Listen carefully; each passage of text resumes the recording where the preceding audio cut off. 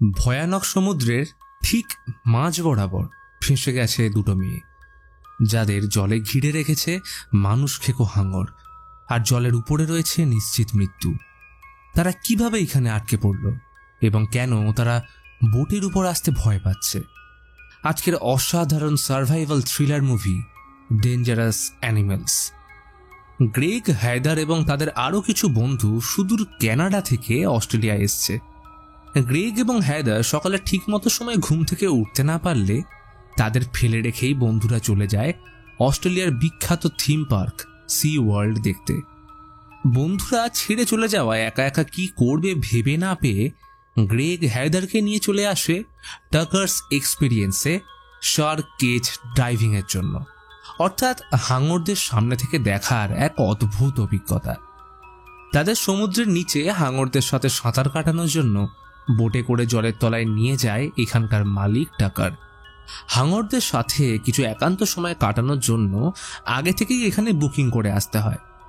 তো গ্রেগ এবং হায়দারের sudden plan হওয়ায় সেখানে টাকারকে দেখতে না পেলে ডেভ বলে সে হয়তো আজ আসবে না, আজ ছুটিতে আছে। এইটা শুনে তারা হতাশ হয়ে বেরোতেই যাবে, তখনই উদয় হয় টাকারের। টাকারকে গ্রেগরা দেখে বেশ খুশি হলে তাদের কয়েকটা অদ্ভুত প্রশ্ন করে, যেমন তারা যে এইখানে এসেছে সেটা কেউ জানে কিনা, অথবা তারা কাউকে এখানে বলে এসছে কিনা। এইসব বলে তারা টাকারের বোটে করে নেমে যায় সমুদ্রের এক অদ্ভুত অভিজ্ঞতার সাক্ষী থাকতে। টাকার বলে তার যখন মাত্র 7 বছর বয়স, তখন একটা বড় সাদা হাঙর তার উপর অ্যাটাক করেছিল। যদিও মিরাকেল হোক বা ম্যাজিক, সে বেঁচে গেলেও তার শরীরে এখনো সে আক্রমণের দাগ রয়েছে।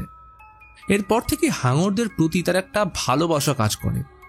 তার এমন কথা শুনে বেশ কিছুটা অবাক হয় হায়দার। এরপর টাকার নির্দ্বিধায় সমুদ্রের জলে মিশিয়ে দেয় রক্ত। আসলে হাঙররা রক্তের গন্ধ 100 কিলোমিটার দূর থেকেও টের পায়, তাই জলে রক্ত মেশানোর সাথে সাথেই সেখানে অনেক কটা হাঙর চলে আসলে হায়দার এবং গ্রেগকে খাঁচার মধ্যে বন্দি করে ছেড়ে দেয় জলের নিচে। জলের নিচে নেমে হাঙরদের ভয়ানক চোখ এবং ধারালো দাঁত দেখে হায়দার প্রচণ্ড ভয় পেয়ে গেলেও কিছুক্ষণের মধ্যেই ধাতস্থ হয়ে সে অনুভব করে এক অদ্ভুত সুন্দর দৃশ্য। হাঙররা তাদের খেতে আসছে না, শুধু সমুদ্রের গভীর জলের নিচে খুঁজে বেড়াচ্ছে নিজেদের অস্তিত্ব। জল থেকে উঠে এসে হায়দার এবং গ্রেগ প্রচণ্ড খুশি হয়ে টাকারকে ধন্যবাদ জানালে টাকার আচমকা ছুরি বের করে তার সোজা গ্রেগের শরীরে বসিয়ে দিলে তাকে জলে ঠেলে ফেলে দেয়। ভয়ে হায়দার চিৎকার করলেও সমুদ্রের জল ভেদ করে সেই আওয়াজ পৌঁছয় না কোনো মানুষের কাছে। অন্যদিকে অস্ট্রেলিয়ার একটা রিসর্টের পাশেই সমুদ্রে সার্ফিং করতে নেমেছে জেফার নামের একটা মেয়ে। সার্ফিং করে জল থেকে উঠে আসলে দেখা হয় রিয়েল এস্টেট এজেন্ট মোজেসের সাথে। কিছুক্ষণ আগে অবশ্য এর সাথে মলে দেখা হয়েছিল। মোজেসকে দেখে জেফার অবাক হয়ে গেলে মোজেস বলতে থাকে তার গাড়ি স্টার্ট হচ্ছে না, তাই যেহেতু জেফারের কাছে একটা বড় ক্যাম্পার ভ্যান আছে, তাই সে এসছে তার কাছে সাহায্য চাইতে। সে যেন তাকে বাড়ি অবধি পৌঁছে দেয়। জেফার প্রথমে একজন অচেনা মানুষকে সাহায্য করতে না চাইলেও অবশেষে মোজেসের জোড়াজুড়িতে তাকে সাহায্য করতেই হলো। গাড়ি চলতে শুরু করলে দুজনের মধ্যে সার্ফিং নিয়ে কথা বাড়তে বাড়তে দুজন হয়ে ওঠে এক রাতের জন্য ভালো বন্ধু। রাতে মোজেসের বাড়িতে পার্ক করা জেফারের ক্যাম্পারে দুজনে কিছু ভালো মুহূর্ত শেয়ার করার সময় মোজেস কিছুটা উত্তেজনার বশে জেফারের ফিন কি ছুঁড়ে ফেলে দেয়, যেটা সার্ফিং বোটে ফিন লাগাতে কাজে আসে। এই এক রাতেই মোজেস তাকে মন দিয়ে বসল। সে তাকে বাড়ির ভিতরে আসতে বললে মোজেস খাবার রেডি করে বেরোতে গিয়ে দেখে জেফার পালিয়েছে। আসলে জেফার কোনো জায়গাতে বেশিক্ষণ থাকতে চায় না, নেই কোনো মেন্টাল অ্যাটাচমেন্ট। জেফার ক্যাম্পার ভ্যান নিয়ে সোজা চলে যায় সার্ফিং করতে, কিন্তু তখন মনে পড়ে তার কাছে ফিনকি তো নেই। তাই সে পাশের একটা ট্রাকে ফিনকি খুঁজতে থাকে, যেটা ছিল টাকারের। জেফারকে সে ফিনকি দিয়ে দিলেও সে তাকে হায়দারের মতোই অদ্ভুত প্রশ্ন করতে থাকে, যেমন জেফার এখানে একা এসছে কিনা, এত রাতে এইখানে একা একা সার্ফিং করতে কেনই বা এসছে। জেফারের কাছে সবকিছু জেনে নিয়ে টাকার চলে যায়। এরপর চাবি নিয়ে নিজের ভ্যানে ফিরে এলে জেফার দেখে মোজেসের মেসেজ। জেফার জানায় সে সার্ফিং করতে চলে আসায় মোজেসকে গুড বাই বলে আসতে পারেনি, তবে এখন যদি মোজেস চায় তাহলে সে তার সাথে সার্ফিং করতে আসতে পারে। এমন সময় মেসেজ পাঠাতে গিয়ে কিছু বুঝে ওঠার আগেই টাকার পিছন থেকে এসে জেফারের মুখ প্লাস্টিক দিয়ে চেপে ধরে অজ্ঞান করে ট্রাকে তুলে নিয়ে যায় তার বোটে। এইদিকে ভোরের আলো ফুটলে মোজেসও পৌঁছে যায় সার্ফিংয়ে জেফারকে যোগ দিতে। তবে সেইখানে জেফারের ভ্যান থাকলেও মোজেস জেফারকে কোথাও দেখতে না পেলে কিছুটা অবাক হয়ে তার ফোনে বারবার কল করতে থাকলে ফোনটা ভ্যানের ভিতরেই বাজতে থাকে। আসলে গত রাতে যখন টাকার জেফারকে কিডন্যাপ করেছিল তখন সে প্রমাণ লোপাটের জন্য জেফারের সার্ফিং বোর্ডটা জলে ফেলে দিলেও ফোনটা ভ্যানের ভিতরেই রেখে চলে যায়, যাতে কেউ এলে মনে হয় যে জেফার হয়তো সার্ফিং করতে গিয়ে মারা পড়েছে। এর মধ্যেই বোটের নিচে আটকে থাকা জেফারের জ্ঞান ফিরে আসলে দেখে তাকে টাকার বেডের সাথে বেঁধে রেখেছে এবং পাশে রয়েছে হায়দার। জেফার তার অসহায় অবস্থা বুঝতে পেরে সাহায্যের জন্য চিৎকার করতে থাকলেও তার আওয়াজ বাইরে পৌঁছয় না। হায়দার বলে সে আগেও অনেকবার চেষ্টা করেছে কিন্তু সবই বৃথা। জেফার কোনো ক্রমে তার হাত কড়াটা খোলার জন্য হেয়ারপিন খুঁজতে থাকে। তখনই জেফার লক্ষ্য করে দেওয়ালে একটা মেয়ের নাম লেখা, অর্থাৎ টাকার আগেও আরও মেয়েদের এইখানে তাদের মতনই ধরে এনেছে। অর্থাৎ টাকার কোনো সাধারণ খুনি নয়, বরং সে একজন সাইকো। এইদিকে টাকার মনের আনন্দে বোটের উপরে বসে ফিশিং করতে থাকলে সে একটা বড় সাদা হাঙর দেখতে পায়। ছোটবেলাতে এইরকমই একটা হাঙরের জন্য তার শরীরে আজও রয়ে গেছে একটা ক্ষতস্থান। বোটের নিচের রুমে জেফার নানা রকমভাবে লকারটা খোলার চেষ্টা বৃথা যাওয়ায় হায়দারকে প্রশ্ন করে তাকে বাঁচাতে তার কোনো প্রিয়জন চেষ্টা করছে কিনা, মানে বয়ফ্রেন্ড বা কোনো কাছের বন্ধু যদি থেকে থাকে। হায়দার তখন বলে একজনই ছিল যে তাকে বাঁচাতে পারত, তবে তার পরিণতি কি হয়েছিল সেটা জেফারের না জানাই উচিত। কিন্তু জেফার তো আর জানে না যে মোজেস তাকে কতটা ভালোবেসে ফেলেছে এক রাতের মধ্যেই। ভালোবাসার জোরে মোজেস জেফারকে খুঁজে না পেয়ে বাড়ি ফিরে গিয়েছিল প্রথম দিকে, তবে তার মন না সায় দেওয়ায় সে আবার সমুদ্রে ফিরে এলে জেফারের ভ্যান টো করে নিয়ে যাওয়া হচ্ছে দেখে সে অবাক হয়ে পুলিশকে ইনফর্ম করে বলে ওই ক্যাম্পার ভ্যানটাই জেফারের একমাত্র সম্বল, ওটা ছাড়া সে কোথাও যাবে না, হয়তো সে নিশ্চয়ই খুব বিপদের মধ্যে রয়েছে। পুলিশ যদিও প্রথমে তার কথায় পাত্তা না দিলে পরে সে জেফারের নামে একটা মিসিং কমপ্লেন করে বেরিয়ে যায় তাকে খুঁজতে। এদিকে বোটের মধ্যে একটা পুরো দিন কেটে গেছে। জেফার তখনও পুরো দমে হাত কড়া খোলার চেষ্টা করতে থাকলে হায়দার কাঁদতে কাঁদতে বলে তার মায়ের মানা সত্ত্বেও সে ট্রিপে এসে ফল ভোগ করছে, হয়তো কোনোদিন সে তার মাকে দেখতে পাবে না। এর মাঝে জেফার দেখতে পায় হায়দারের পোশাকের মধ্যে একটা ওয়্যার রয়েছে যা দিয়ে সহজেই হাত কড়া খোলা যেতে পারে। তাই হায়দার তার পোশাক খুলে জেফারকে দিলে সে হাত কড়া খোলার কাজে লেগে পড়লে হঠাৎ টাকার ডিনারের জন্য ব্রেড এবং জল নিয়ে আসে। টাকার প্রথমে হায়দারকে জল দিতে গেলে হায়দারের পোশাক দেখে সন্দেহ হলে সে তাকে প্রশ্ন করতেই যাবে, তখনই বুদ্ধি করে জেফার একটু রেগে তার ডিনার তাকে দিতে বলে মনোযোগ তার দিকে করে নেয়। টাকার জেফারকে ডিনার দিয়ে রুম থেকে বেরিয়ে গেলে জেফার হাত কড়া খুলতে গেলে তখনই টাকার আবার রুমে আসলে সে ওয়্যারটা নিয়ে চলে যায়। তখনই দুজন খেয়াল করে তাদের মাথা ঝিমঝিম করছে। এর একটাই কারণ, টাকার কিছুক্ষণ আগে তাদের যে ডিনারটা দিয়েছিল তাতে মেশানো ছিল ঘুমের ওষুধ। কিছুক্ষণ পর জেফারের চোখ খুললে দেখে তাকে টাকার বেঁধে রেখেছে বোটের উপরে একটা চেয়ারে, আর আরেকটা পোলে বাঁধা হায়দার। তার এখনো জ্ঞান ফেরেনি। সে বোটের উপরে একটা ক্যামেরা লাগিয়েছে, কারণ এরপর অমানবিক কিছু একটা হতে চলেছে। টাকার বলে তুমি জানো প্রতি বছর হাঙর দ্বারা মানুষের মৃত্যুর গড় 5 থেকে 10 জন, কিন্তু বিশ্বজুড়ে মানুষ প্রতি বছর প্রায় 10 কোটি হাঙর হত্যা করে। এই বলে সে হায়দারের কিছুটা চুল কেটে নেয় এবং আগে থেকে রক্ত ঢেলে রাখা সমুদ্রের জলে হায়দারকে ফেলে দিতেই হাঙর তাকে ছিন্ন ভিন্ন করে খেয়ে ফেলে, যার সম্পূর্ণ ফুটেজ ওই ক্যামেরায় রেকর্ড করা হয়। হায়দারকে মেরে ফেলার পর টাকার জেফারকে বলে তার শ্যুট করা এটাই বেস্ট ভিডিও। এর আগে সে এইরকম কাউকে ছটফট করতে দেখেনি এবং কাল রাতে জেফারের একই হাল হতে চলেছে। জেফার এই দৃশ্য দেখে মোটামুটি বাঁচার আশা হারিয়ে ফেলে। আর ওইদিকে টাকার হায়দারের কাটা চুলগুলো তার ভিডিও টেপে আটকে কালেকশন করে রাখে, কারণ এইটাই তার নেশা। শুধুমাত্র হায়দার নয়, বরং সে এর আগেও বহু ট্যুরিস্ট মেয়েদের শিকার বানিয়েছে এইভাবে, যেটা অবশ্য জেফার দেওয়ালে নিজের নাম লিখতে গিয়েও বুঝতে পেরেছে যখন সে লক্ষ্য করে দেওয়ালে রয়েছে অনেক মেয়ের নাম। এইভাবেই 2 দিন কেটে যায়। জলের নিচে ভেসে বেড়াচ্ছে হায়দারের মুন্ডু আর বাকি শরীর হাঙরদের পেটে। মোজেসও এখনো হাল ছাড়েনি।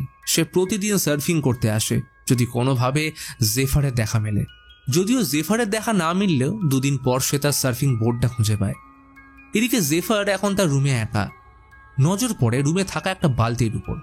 সে বুদ্ধি করে বালতির হাতলটা ভেঙে 2 টুকরো করে একটা ধারালো অস্ত্র বানিয়ে শুয়ে থাকার ভান করলে টাকার রুমে আসে তাকে ইঞ্জেকশন দিয়ে অজ্ঞান করার জন্য, কারণ এর আগে তার পাঠানো খাবারটা সে ছুঁড়ে ফেলে দিয়েছিল। টাকার ইঞ্জেকশন দিতেই যাবে তখনই জেফার তার বালতি দিয়ে বানানো অস্ত্র টাকারের গলায় ঢুকিয়ে দিলে টাকার কিছুক্ষণের জন্য জ্ঞান হারিয়ে ফেলে।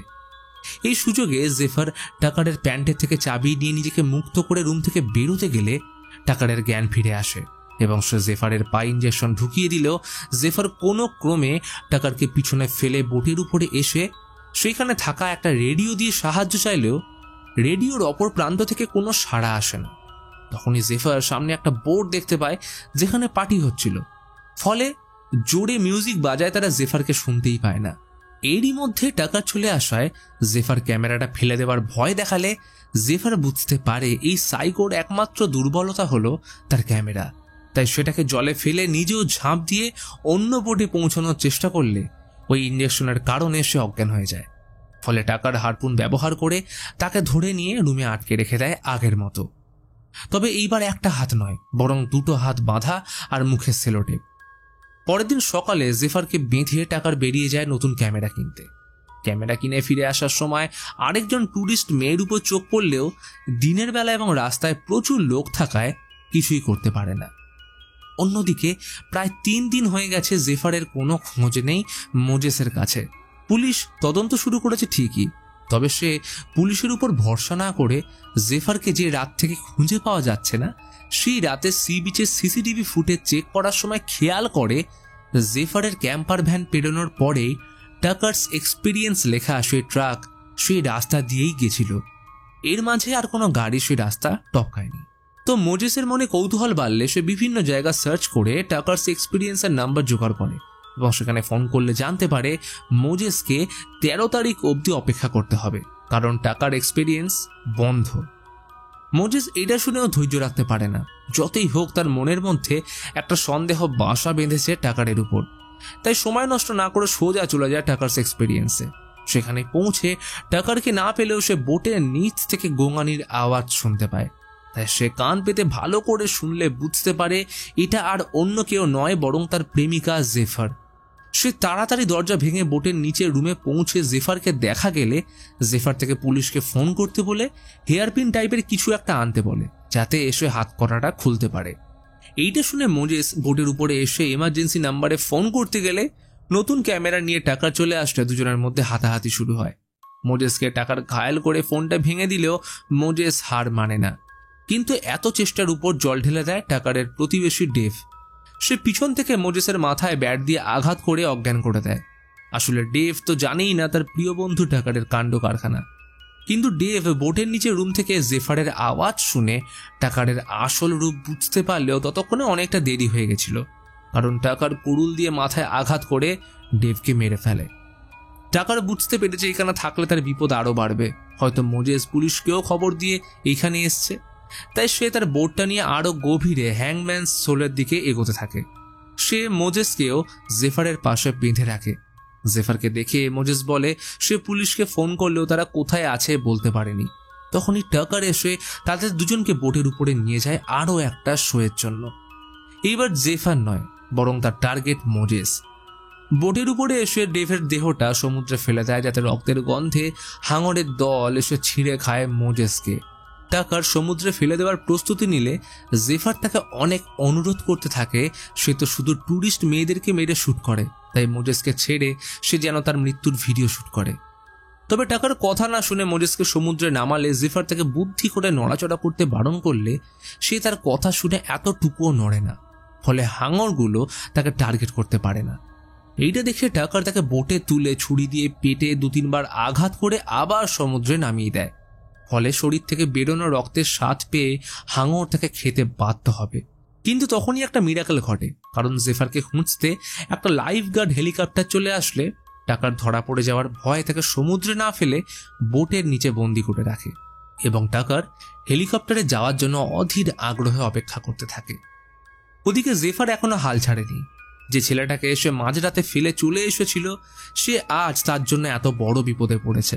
রাতে টাকার খাবার দিতে এলে সে নিজেকে হাঙরের সাথে তুলনা করতে থাকে, যারা এই দুনিয়ায় একা নিজেরাই নিজেদের বেঁচে থাকার রস।